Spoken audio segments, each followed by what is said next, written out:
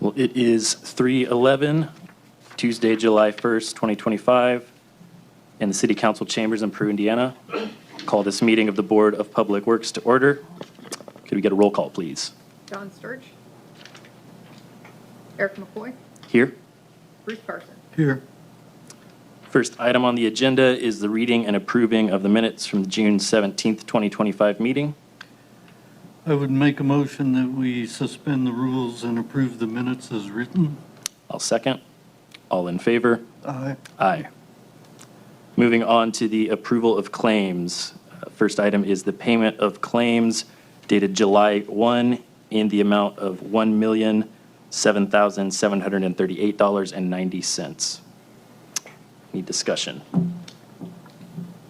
I think they're high this time because we got $700,000 for trash trucks.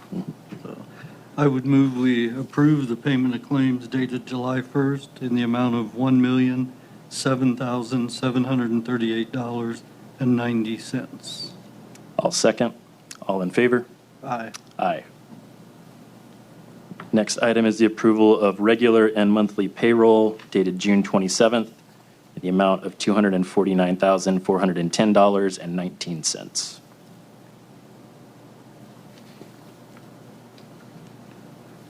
No discussion. I would move that we approve the payment of regular and monthly payroll dated June 27th in the amount of $249,410.19.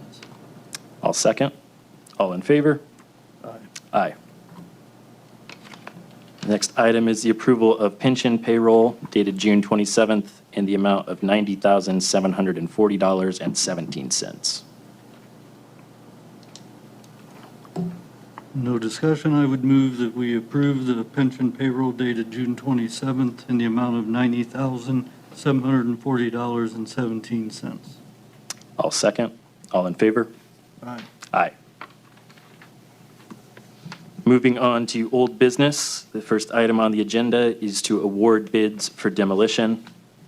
These are bids for properties located at 271 West 3rd Street and 319 Harrison Street that were taken under advisement last meeting. I believe at this point we would just need a motion to award. I would make a motion that we award the demolition bids for 271 West 3rd Street to Black Lawn Care for $1,300 and for 319 Harrison Street to Black Lawn Care for $7,500. I'll second. All in favor? Aye. Aye. Next item under old business is a request from Bill Shercliffe for the east-west alley between Jefferson Avenue and Adams Avenue to become one-way in the easterly direction from Water Street to Wayne Street. And it sounds like our garbage trucks travel west to east. Or no, you travel east to west. East to west. So making this a one-way east would be quite the hardship, yeah.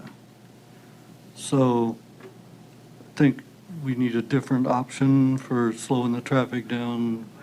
I would say why don't we put up the radar counter 2 weeks before school and leave it there for 3 weeks, and we can get a huge study on what comes out of there after school starts.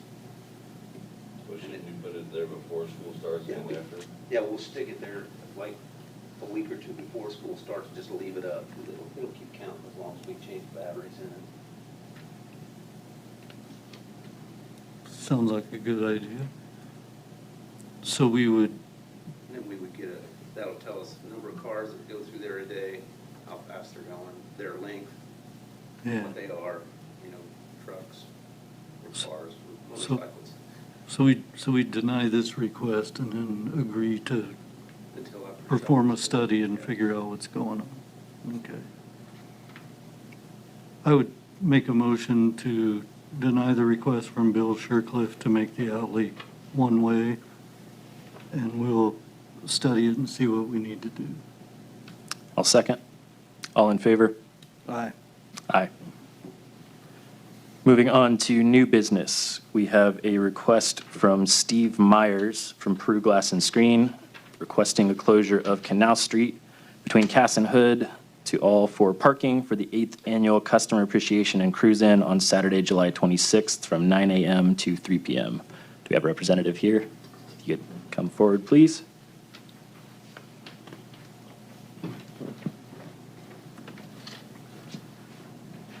Afternoon. I think we're getting a microphone for you here. Oh, yeah.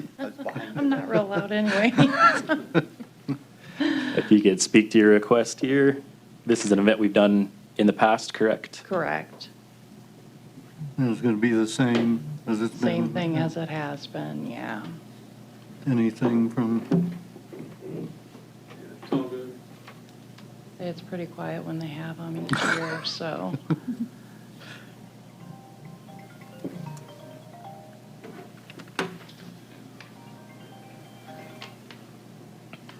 I'm okay with it. Yeah, I think since this has been an event we've done many times in the past and with no comment from department heads, I'll make a motion for us to approve the request to close Canal Street from Cass to Hood to allow for parking for the 8th Customer Appreciation and Cruising event on Saturday, July 26th, with the road closure from 7 a.m. to 3 p.m. I'll second that. All in favor? Aye. Aye. Thank you. Thank you. Next item under new business is a request from Glenn Baldwin of 109 Huntington Street. He's requesting closure of his block to shoot off fireworks for the safety of those viewing. Do we have a representative for this request? And I advised Mr. and Mrs. Baldwin that we would probably not approve that because of the city's policy not to approve road closures for private fireworks displays.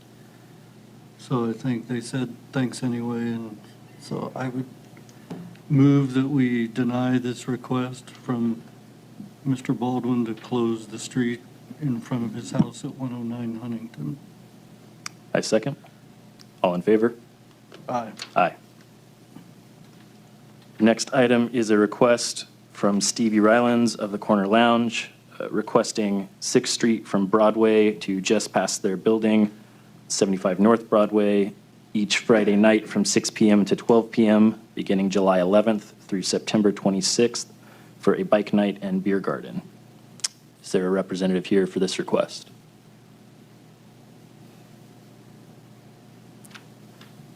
I'm guessing we have some input from police and fire. I think my input is to do this every Friday night for a whole month or however long, well, it's clear through summer. I mean, we're just expending their property out into the street. Exactly. And I'm not real big on closing down half blocks because somebody could come off of Wabash, head west on 6, not know that it's closed. A one-off event maybe, but And they can't turn because Yeah. two parking lots. can't turn around there.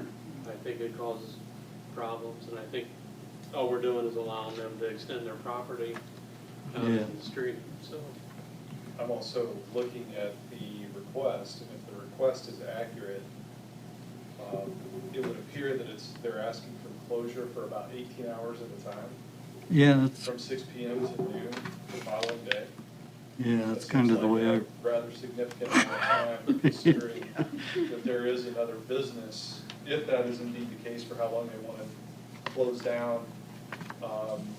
Saturday's a big day for a restaurant that's across the street that would potentially impede traffic from the ability to get into and out of the parking lot.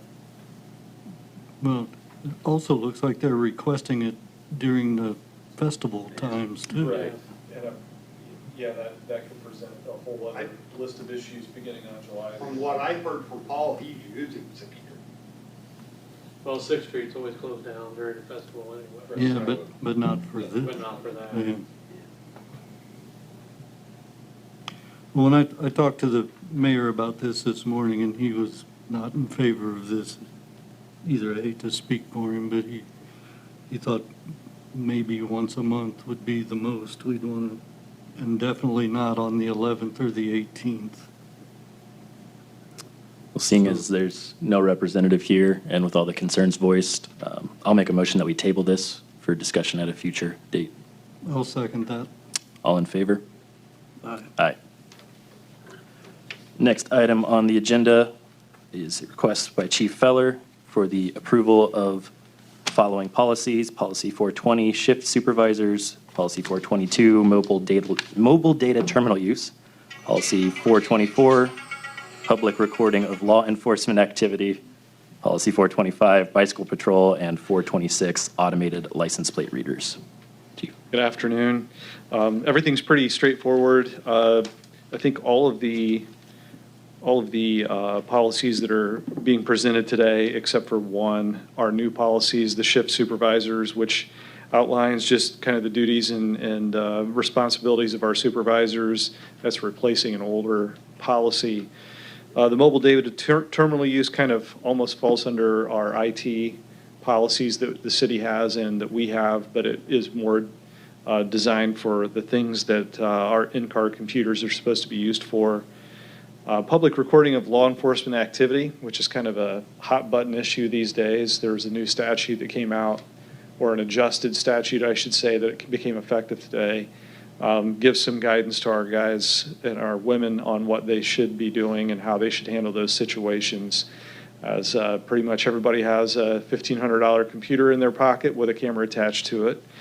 Bike patrol, we don't currently have anything for that. We do have some bicycles that are used sparingly, but when we do, it'd be nice to have a policy in place. And then for automated license plate readers, we do have some that are in our cars, and there is no policy for that. So that just kind of gives some guidance on the do's and don'ts and how the data that's coming out of that should be stored and who should be accessing that information. So if the board has any questions, I'm happy to answer any questions you may have.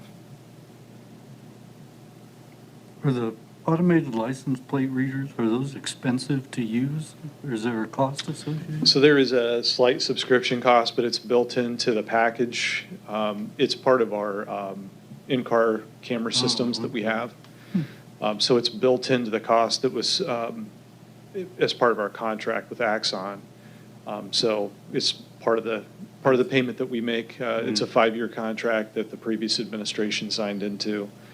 So we just pay for it. But we've had them for about a year with no policy. So it's probably a good thing that we get a policy in place. Yep. I don't have any questions on Yeah, I don't either. My only was if we did use bicycle patrol, and you already answered that one. Correct. We do have them. Usually it's for special events, depending on what the event might be. It could be for the parade or any events in the park, stuff like that. There's no further discussion. Yeah, Eric, Yeah. I want to ask Chief, if you don't mind.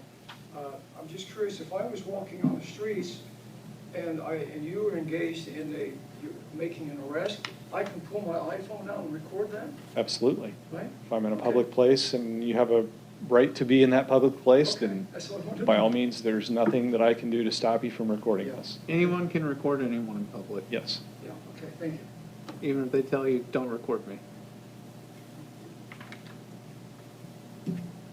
Any other discussion? Nope. If not, I'll make a motion to approve policies 420, 422, 424, 425, and 426. I'll second that. All in favor? Aye. Aye. Thank you. Seeing nothing further under new business, are there any comments from the Board of Works? No. Any comments from department heads? I have just one question. Go ahead. I gotta have one more.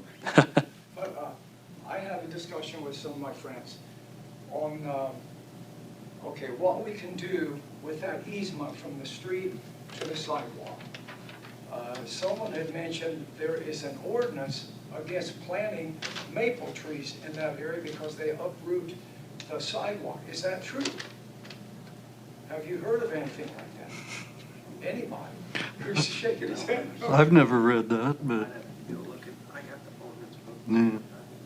I don't know if there's an ordinance against it or not. Yeah. But I did remember hearing something about if somebody wanted to plant a tree there, that they should plant a better suited tree, Yeah. but no actual ordinance on it that I know of. I don't know if anybody else has heard any or not. Okay, I just wanted to throw that out because I've got a maple tree there, but it's already been there for like 30 years. So you're not gonna force anybody to cut down their maple trees, are you? I wasn't planning on it. To my knowledge, that's not. So it should mix with it. All right, thank you. Yeah, I'm not aware of any ordinance Okay. specifically regarding maple trees. I'll look it up We and can- let you know yeah. if I find anything.